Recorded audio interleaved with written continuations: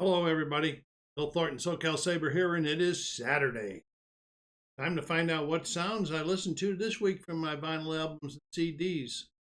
It was an interesting week. I hope you find this interesting, and go down there, hit that like button, hit the bell, and don't miss nothing that I put out. If you haven't subscribed yet, please do so. It helps the channel grow. And everybody, put your remarks in there. Do you have any of these albums? If you do you like them or dislike them? What is your favorite albums that you listened to this week, if you listen to any, or CD? So the first thing you're going to do is that I listened to this week was a very nice Whatnot pickup. And the title is called "Where I Should Be," 1979, by Peter Frampton. This is Frampton's sixth studio album. He achieved gold status. He yielded the #1 hit, "I Can't Stand It No More," which peaked at did I say #1? No, yielded the hit, "Can't Stand It," which peaked at number 14 on the Billboard Hot 100 show. Very nice, in very good shape. It says 79, but it's actually probably released in 80 because it has a barcode. Okay. There is a liner with it. Here. Fingers. And really, really good shape. Keep Just like Peter Frampton. I do. This isn't the only thing in my collection. Him. This comes on the A&M label. Finally got it. Really.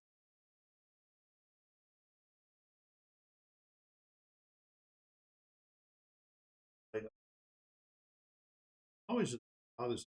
Let's all do it really nice.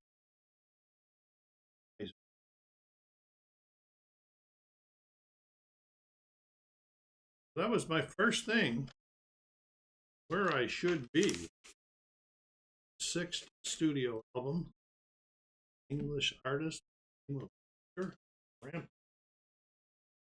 Up there. The next one goes back a ways. This is a little bit strange. I'll tell you what.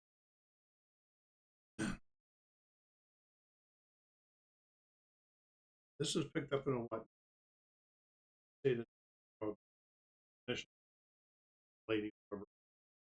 This is called the Rod Stewart album.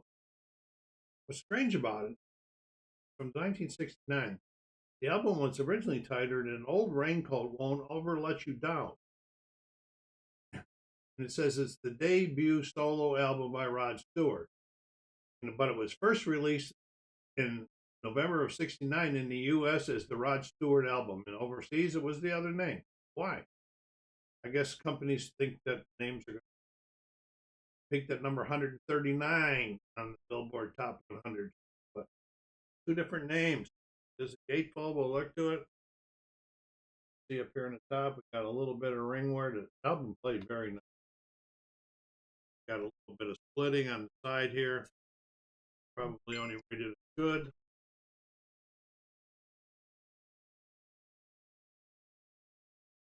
Gatefold.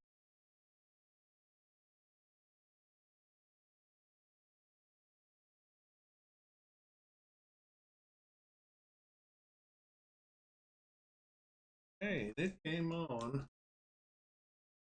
Mercury label. Good label.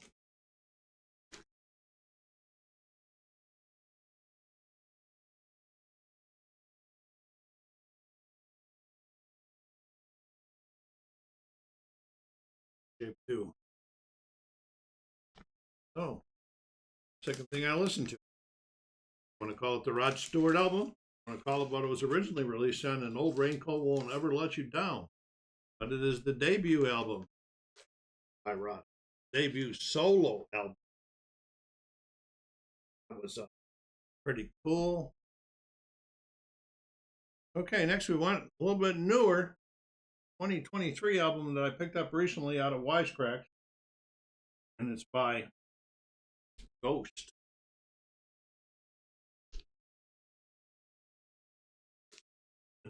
10th anniversary of, I want to try to pronounce this name. This is released in 2023. The name of it is, let's see what was said. We got Infest Isu Mom. A Latin superlative, addictive, meaning very or most hostile, used by the band as the most hostile or the biggest threat, reference to the Antichrist. I got a lot of stuff talking about the Antichrist and everything. As I told you before, I'm not into all of that stuff. But the lyrics, the lyrics are okay. But I really enjoyed the music. And very, very nice back cover. Like I say, this is a 10-year anniversary album. It is a gatefold. Side. Good lyrics. Yeah.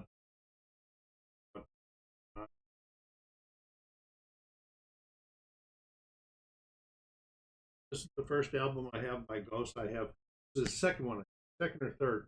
I have enjoyed everything that I got from it. When they're classified hard rock, well, I don't know.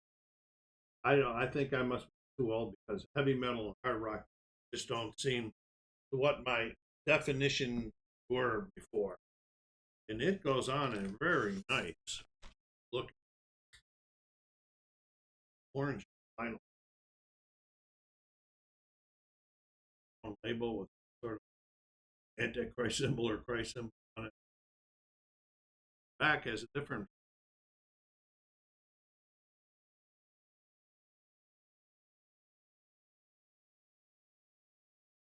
That was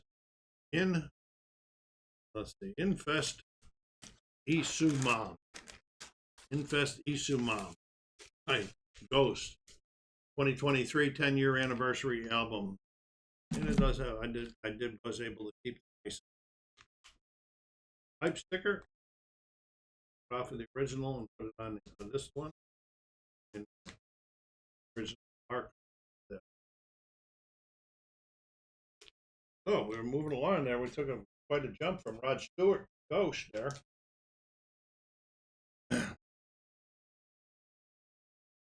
All right, that's what we got here. That was also it also won the 2014 Grammys Award for the Best Hard Rock Metal Album. Late 2013, the band released a special edition of the album called Redux. I don't have. Okay, so the next thing we know, we're going to be changing gears a little bit more. Listen to an album by the blues rocker Robert Cray called Strong Persuader. Got this in a whatnot, good shape also.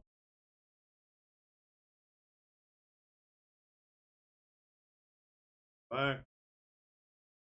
I've added notes. This is his fifth studio album by the American blues singer and guitarist Robert Cray. Strong Crusader became his mainstream breakthrough, and by 1965 it has sold over 2 million copies. The record was later ranked number 42 on Rolling Stone's list of 100 greatest albums of the 80s. Just, I let you guys know I like blues, so I really did like this one. I liked everything this week, but I really liked it. It comes on the Mercury, different black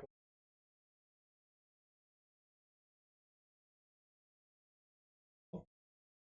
Really good. No, actually, no lines on this side. No paper stuff. All. This was a nice pick. And like I said, and I've admitted in the past, not every pickup on whatnot is a good one. So that was Strong Persuader by Robert Cray, 1980. These really good ones came from that 80s collection. A guy named Vinyl King 89 got his hands on. A guy that supposedly 70s or in the 80s worked in a record shop. He bought everything that came in and he would take it home. Maybe he listened to it once and put it in the shelf. Maybe he didn't listen to them at all, put them in there. So they were in pretty good shape, and I did pick up some from them. I took advantage. Then we went to our CDs for the week.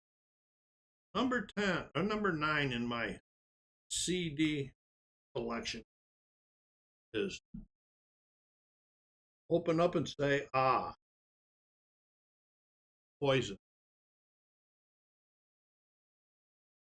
10 bad tracks, Love on the Rocks, Nothing But a Good Time, Every Rose Has Its Thorn, and others, Fallen Angel. This has got really good songs on. I did see Poison live down at the Vor years back, and it was at a hard rock or heavy metal uh, concert for the weekend, and there was other groups there too, and I can't remember who they all were, but I do remember Poison because I do have a T-shirt by it. Okay, this was their second studio album by the American glam metal band, and their most successful release, and spawned 4 hits: Nothing But a Good Time, Fallen Angel, Your Mama Don't Dance, and Every Rose Has. Mama Don't Dance, Loggins and Tina's remake, but that's pretty cool. We got the booklet in here.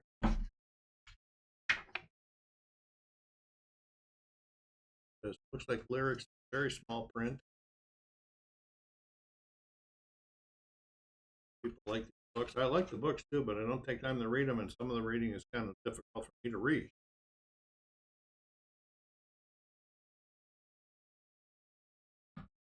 Poison.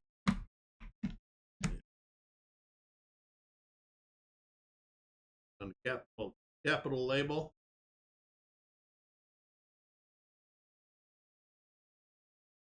I can see it easy. Get the reflection right off the computer there. All right. That was my first CD today, this week, which was number 9 in my collection. Open Up and Say Ah, 1988 release. All right, second CD, number 10, is called Love Among the Cannibals, a 1989 release by Starship. Okay, this was their third album released by the rock band Starship. It was the first album after Grace Slick's departure from the band, and their last full-length studio release until Loveless Fascination in 2013. That's a long time. That's 24 years.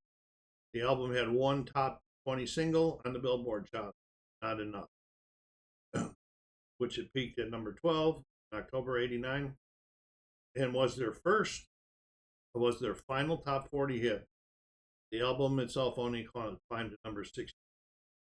After Grace, went down. A lot of you know, if you watched Grace Slick, arguably my favorite female singer of all time. Why would I say arguably? Because I would only be arguing with myself on Grace Slick, okay?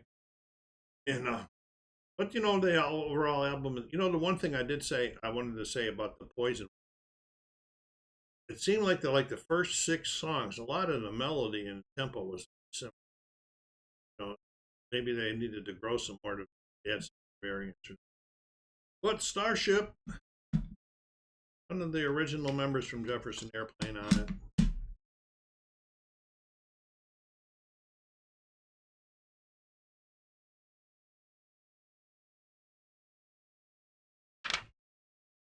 Lots of text in this one, all lyrics.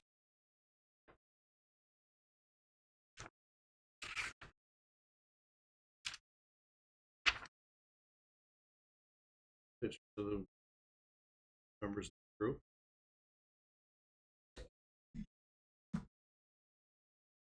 Came out on RCA.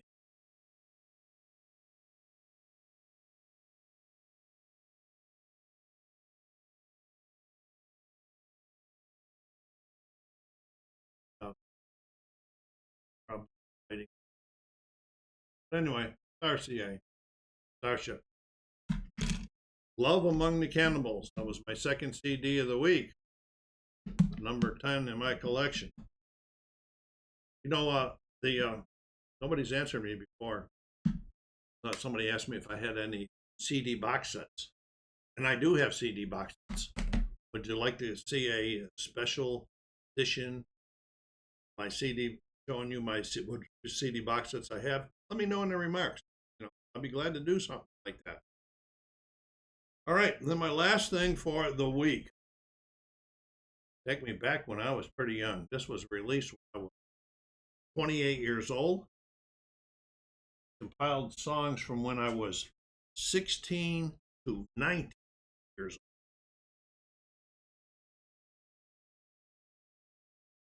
old. And it is the Beach Boys, Endless Summer, 2 LP. Okay, released in 1974.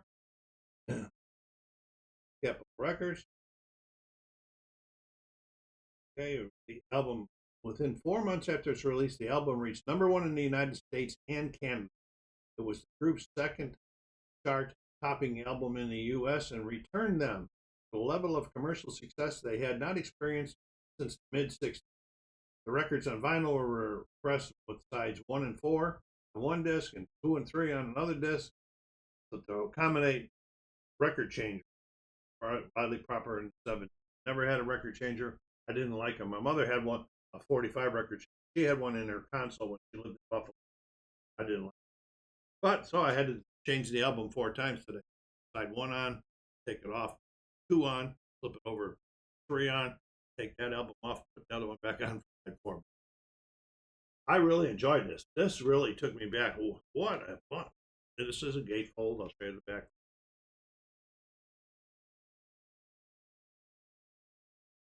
What a bunch of great songs. Surfing, and early rock and roll, Surfing Safari, Surfer Girl, Help Me Rhonda, California Girl, I'm a Few, I Get Around.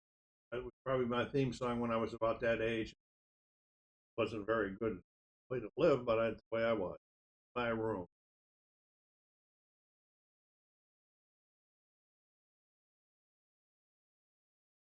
All right.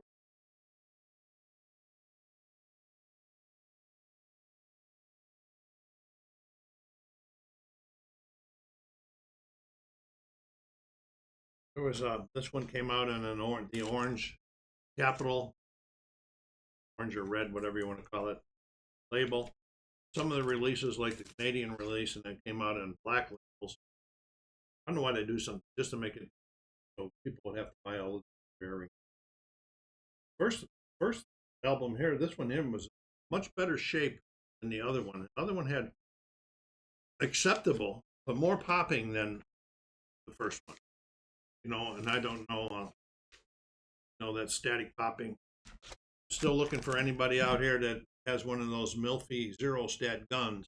I'm reading good stuff about it, but then I read some people that say it's no good, but I mostly read one. I just, I'm not sure I want to put out the $100 that it's cost for one of those things. So that was the last one of the week, Endless Summer by the Beach Boys from 1974, a double LP compilation album. Really, really good. So all my stuff this week was pretty good. Pretty good. I'm not going to tell you which ones I like the most because that'll be at the end of the month video where I share my favorites from each. So again, put some remarks down there. Let me know what you think. SoCalsabre saying thank you very much for stopping by. Take care of yourself.